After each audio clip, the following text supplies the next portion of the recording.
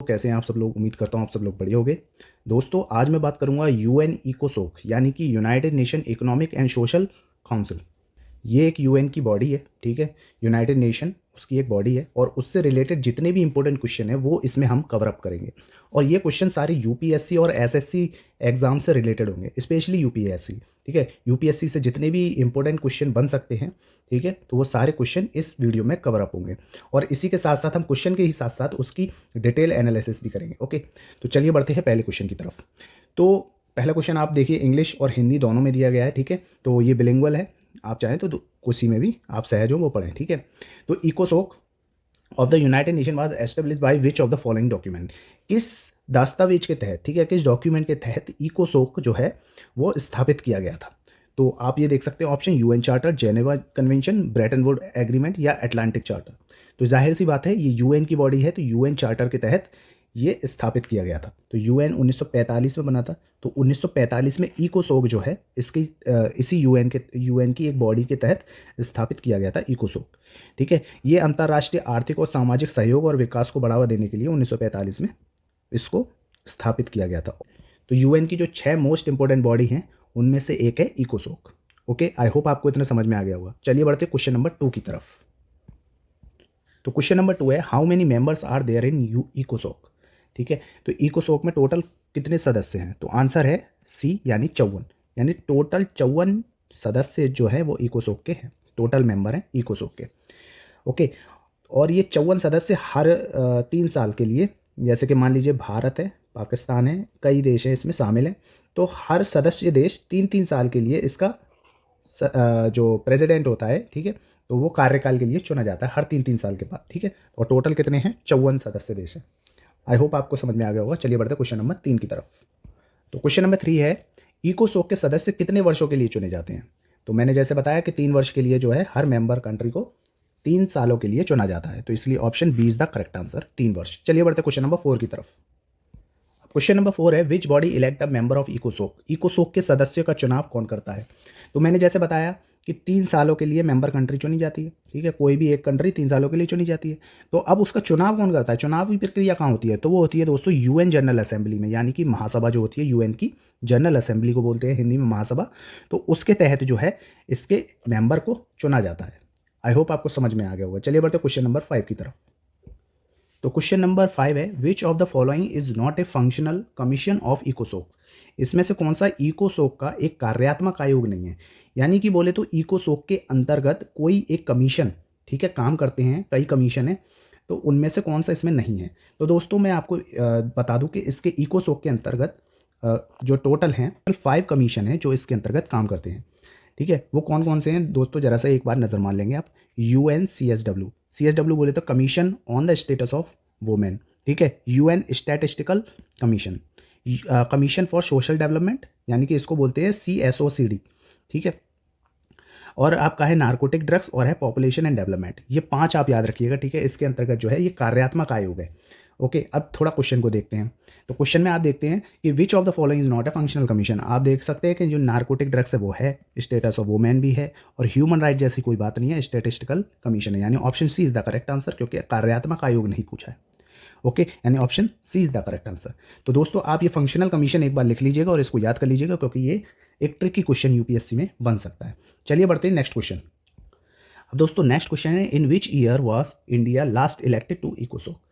यानी भारत को अंतिम बार किस वर्ष इकोसोक के लिए चुना गया था? दोस्तों इकोसोक के लिए भारत कई बार सदस्य रह चुका है, लेकिन मेन क्वेश्चन जो यूपीएससी में बनता है वो लास्ट बार ही पूछेगा, ठीक है, कि अंतिम बार भारत जो है इकोसोक के लिए कब चुना गया था। तो ये याद रखिएगा दोस्तों, 2020 में जो है भारत इकोसोक के लिए मेंबर चुना गया था, ठीक है, इलेक्ट हुआ था। तो 2020 में जो हमारे प्रधानमंत्री नरेंद्र मोदी जो थे, उन्होंने कोरोना काल चल रहा था, तो कोरोना की वजह से वर्चुअली जो है उसको बैठक जो थी वर्चुअली बैठक कराई थी और उससे संबोधित किया था। और इस संबोधन में SDG यानी कि सस्टेनेबल डेवलपमेंट गोल के ऊपर उन्होंने बात करी थी, ठीक है। तो ये बहुत इंपॉर्टेंट है, आप ये याद रखिएगा कि 2020 यानी option C is the correct answer, SDG के बारे में बात किया था और वर्चुअली जो है बैठक हुई थी। चलिए बढ़ते हैं नेक्स्ट क्वेश्चन की तरफ। अब दोस्तों नेक्स्ट क्वेश्चन है, which Indian PM prime minister address the इकोसोक हाई लेवल सेगमेंट वर्चुअली। ठीक है, तो इकोसोक के उच्च स्तरीय सत्र को वर्चुअली संबोधित किया था। तो अभी मैंने आपको बताया था कि 2020 के लिए किन्होंने किया था, तो प्रधानमंत्री नरेंद्र मोदी द्वारा। ठीक है, वर्चुअली इस चीज़ को संबोधित किया गया था। चलिए बढ़ते हैं नेक्स्ट क्वेश्चन की तरफ, क्वेश्चन नंबर 8। अब दोस्तों नेक्स्ट क्वेश्चन है, which of the following specialise agency is not directly coordinate by ECOSOCs, यानी कि कौन सी ऐसी विशेष एजेंसी सीधे इकोसोक द्वारा कोऑर्डिनेशन नहीं की जा सकती। ठीक है, कोऑर्डिनेटेड नहीं करती, यानी कि इकोसोक के द्वारा उससे रिलेटेड काम नहीं है। तो यूनेस्को से रिलेटेड है, बिल्कुल है, WHO से रिलेटेड है, IMF से रिलेटेड है, लेकिन ह्यूमन राइट कमीशन से रिलेटेड इकोसोक की बातें नहीं होती, यानी कि उसके साथ कोऑर्डिनेशन नहीं है। ठीक है, तो मैं आपको बता दूं कि कौन सी एजेंसी है जिसके साथ इकोसोक मिलकर काम करती है। ठीक है, तो आप ये याद रखिएगा दोस्तों, एक तो है WHO,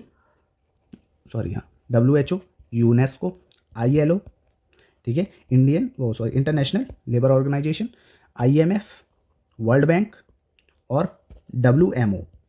ठीक है, ये बहुत इंपॉर्टेंट है, इसको याद रखिएगा। FAO, ठीक है, FAO आप जानते ही हैं, पेन थोड़ा काम नहीं कर रहा, यूनिडो। ठीक है, यूनिडो। तो ये जो है स्पेशलाइज्ड एजेंसी है जिसके साथ इकोसोक मिलकर काम करती है।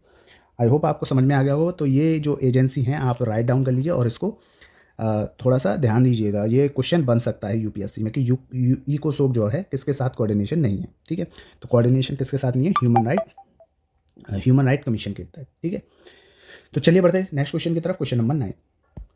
तो नेक्स्ट क्वेश्चन है, इकोसोक इज रेस्पॉन्सिबल फॉर प्रमोटिंग, यानी कि किस क्षेत्र को बढ़ावा देने के लिए यह रेस्पॉन्सिबल है। तो पीस सिक्योरिटी के लिए तो दोस्तों आपको मालूम है UNSC यानी यूनाइटेड नेशन सिक्योरिटी काउंसिल, और आर्थिक और सामाजिक सहयोग, बिल्कुल सही। तो इकोनॉमिक एंड सोशल कोऑपरेशन इसका काम है, और इसके नाम में भी है इकोनॉमिक एंड सोशल कोऑपरेशन, यानी इकोसोक का जो फुल फॉर्म है वो क्या है, united nation economic and social cooperation. ठीक है, तो इसलिए option B is the correct answer. और न्यूक्लियर डिजार्टमेंट के लिए कौन सी है, IAEA है ये। ठीक है, और काउंटर टेररिज्म के लिए कौन सी है, FATF। ठीक है, चलिए बढ़ते हैं नेक्स्ट क्वेश्चन की तरफ, क्वेश्चन नंबर 10। अब नेक्स्ट क्वेश्चन है कि which of the following goal is most associated with the इकोसोक, कौन सा लक्ष्य इकोसोक से सबसे अधिक संबंधित है।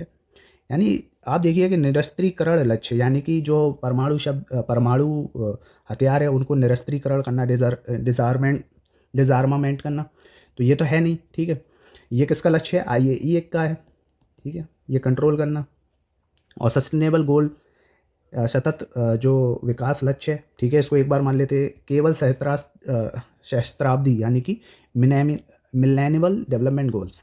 ठीक है, तो ऐसा तो कोई गोल है नहीं। G20 से भी रिलेटेड नहीं है, यानी सस्टेनेबल डेवलपमेंट गोल जो है इकोसोक का सबसे अधिक और संबंधित लक्ष्य है। ठीक है, तो याद रखिएगा इकोसोक SDG से रिलेटेड आप मान लीजिएगा, यानी कि अगर आपसे पूछा जाए कि इसका उद्देश्य क्या है तो SDG से रिलेटेड ही होंगे। ओके, अगर घुमा के पूछा जाए तो आप थोड़ा सा इसमें अपना दिमाग लगाइएगा और SDG की तरफ ज़्यादा ध्यान दीजिएगा। चलिए बढ़ते हैं नेक्स्ट क्वेश्चन की तरफ, क्वेश्चन नंबर 11। अब नेक्स्ट क्वेश्चन है कि संयुक्त राष्ट्र का कौन सा अंग आर्थिक और सामाजिक नीति के लिए मुख्य अंग है। तो आर्थिक सामाजिक के लिए तो आप देख ही रहे हैं, UNGA है नहीं, सिक्योरिटी काउंसिल है नहीं, इकोसोक ही रह गया, अंक टाट भी नहीं है। तो यानी ऑप्शन सी इकोसोक जो है वो इकोनॉमिक एंड सोशल कोऑपरेशन, इसकी फुल फॉर्म ही आप देख लीजिए, इकोनॉमिक, ठीक है, ECO यानी इकोनॉमिक, SO यानी कि सोशल, एंड C माने कोऑपरेशन। ठीक है, तो इकोसोक। तो चलिए बढ़ते हैं नेक्स्ट क्वेश्चन की तरफ, क्वेश्चन नंबर 12। अब नेक्स्ट क्वेश्चन की तरफ बढ़ते हैं कि विच major event is organise annually bye इकोसोक, इकोसोक के द्वारा प्रतिवर्ष आयोजित किया जाने वाला प्रमुख कार्यक्रम कौन सा है। तो UN पीस कीपिंग समिट नहीं है, ह्यूमन राइट समिट नहीं है, हाई लेवल पॉलिटिकल फोरम, ये याद रखिएगा दोस्तों, इंपॉर्टेंट है, HLPF, high level political forum जो है ये हर वर्ष जो है इकोसोक के द्वारा आयोजित किया जाता है। तो UN इकोसोक द्वारा ये जो है आयोजित किया जाता है, और इसमें हर साल जो है जो सस्टेनेबल डेवलपमेंट गोल हैं SDG उनको रिव्यू किया जाता है। ठीक है, उनको देखा जाता है कि हमने सतत विकास गोल कितने टारगेट किए, ठीक है, उनको कितना हमने अचीव किया, तो ये सब चीज़ें जो है वो देखी जाती हैं। और इसको मैं आपको दोस्तों बता दूं कि HLPF जो फोरम है ये 2012 रियो समिट जो हुआ था उसके तहत इसकी स्थापना की गई थी। तो वहीं से जो है ये HLPF जो है फोरम बना, और ये हर साल अब होता है। और इसकी अगर मैं भारत के लेवल पर बात करूं तो भारत सिर्फ इसमें VNR, ठीक है, VNR बोले तो वॉलेंट्री नेशनल रिव्यू, ठीक है, यानी कि अपनी इच्छा से, ठीक है, अपनी इच्छा से जाहिर होता है, कोई मैंडेटरी नहीं है, अपनी इच्छा से जो है वो HLPF में शामिल होता है। कोई मैंडेट नहीं है कि मतलब कि आप जो है इसमें शामिल होना अनिवार्य है, नहीं, ये VNR यानी कि वॉलेंट्री नेशनल रिव्यू की तरह जो है वो इसमें शामिल होता है और अपने एसडीजी जितने गोल किए हैं उनकी जो रिपोर्ट है वो सबमिट करता है। एसडीजी कितने गोल मैंने अचीव किए हैं और कितना रह गया है वो सारी रिपोर्ट जो है वो एचएलपीएफ को सबमिट करता है। तो इस तरीके से भारत जो है वीएनआर के तहत जो है वो इसमें शामिल होता है। आई होप आपको इतना समझ में आ गया होगा। और हर साल जो है जुलाई में इसकी ये जो एचएलपीएफ का जो फोरम है ये आयोजित होता है। अभी तक जो भारत है वो 4 बार जो है वीएनआर रिपोर्ट अपनी सबमिट कर चुका है। ठीक है, एसडीजी के लिए भारत में कौन देखता है, तो एसडीजी के लिए आपको मालूम ही होगा दोस्तों कि नीति आयोग जो है वो एसडीजी गोल को उस पर जो इम्प्लीमेंटिंग बॉडी है वो नीति आयोग है। एसडीजी के तहत कौन कौन से कार्यक्रम जो है भारत सरकार द्वारा चलाए जा रहे हैं, तो आप ये जानते ही हैं कि दोस्तों एस्पिरेशनल डिस्ट्रिक्ट प्रोग्राम है, स्वच्छ भारत मिशन है, ठीक है, बेटी बचाओ बेटी पढ़ाओ। तो ये सारे जो हैं वो एसडीजी के तहत ही ये जो स्कीम्स हैं भारत सरकार द्वारा चलाई जा रही हैं। ओके, आई होप आपको इतनी चीज़ें समझ में आ गई होंगी। चलिए बढ़ते हैं नेक्स्ट क्वेश्चन की तरफ, क्वेश्चन नंबर 13। अब दोस्तों थोड़ा सा क्वेश्चन देखते हैं। इकोसोक coordinate which of the following agency, किस एजेंसियों के साथ मिलकर कोऑर्डिनेशन करता है, यानी कि मिलकर काम करता है। तो WHO के साथ करता है, जैसे मैं ऊपर बता चुका हूँ। ILO के साथ भी करता है, UNESCO के भी साथ करता है, ठीक है। IMF के साथ नहीं करता, IMF जैसी कोई बॉडी नहीं बताई थी, इसलिए option B is the correct answer. Okay, world bank के लिए करता है दोस्तों, ठीक है, वर्ल्ड बैंक के लिए आप याद रखिएगा, लेकिन IMF के लिए जो है ये काम नहीं करता। तो आई होप आपको समझ में आ गया होगा, इसलिए option 1, 2, 3 is the correct answer, option B is the correct. चलिए बढ़ते हैं नेक्स्ट क्वेश्चन की तरफ, क्वेश्चन नंबर 14। दोस्तों नेक्स्ट क्वेश्चन है, how often does इकोसोक meet for regular session. इकोसोक नियमित सत्रों के लिए कितनी बार बैठक करता है। तो दोस्तों जो इसके सत्र होते हैं वो कितने होते हैं, साल में एक ही बार होता है, जैसे मैंने आपको बताया था। HLPF जो है वो हर साल होता है, तो इसीलिए वर्ष में एक बार जो है इनका नियमित सत्र होता है HLPF के रूप में। ओके, चलिए बढ़ते हैं नेक्स्ट क्वेश्चन की तरफ, क्वेश्चन नंबर 15।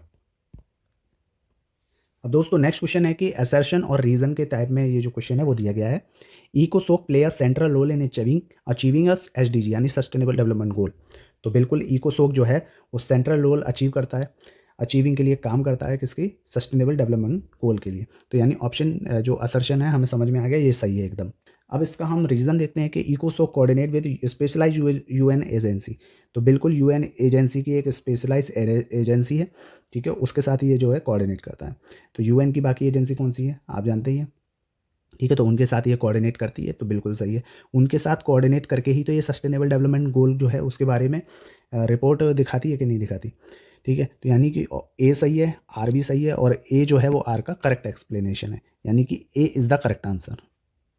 ओके, तो आई होप आपको ये पूरी वीडियो पसंद आई होगी। तो टोटल 16 क्वेश्चन मैंने बताए, इससे बाहर कुछ भी नहीं आना दोस्तों। ये टोटल जितना भी निचोड़ था इकोसोक से रिलेटेड वो सारा मैंने इस वीडियो में डाल दिया है, इससे बाहर कुछ नहीं आएगा। इसको 2 बार आप वीडियो देख लेंगे, इकोसोक आपके दिमाग में छप जाएगा, ठीक है। और कहीं भी कोई भी क्वेश्चन आएगा इकोसोक से रिलेटेड UPSC में, तो आप 100% आपका दिमाग जो है वो सटीक तौर पर चलेगा। तो चलिए मिलते हैं अगली वीडियो में। अगर वीडियो पसंद आई हो तो लाइक कीजिएगा और चैनल को सब्सक्राइब जरूर कीजिएगा। मिलते हैं अगली वीडियो में, तब तक के लिए सायोनारा एंड बाय।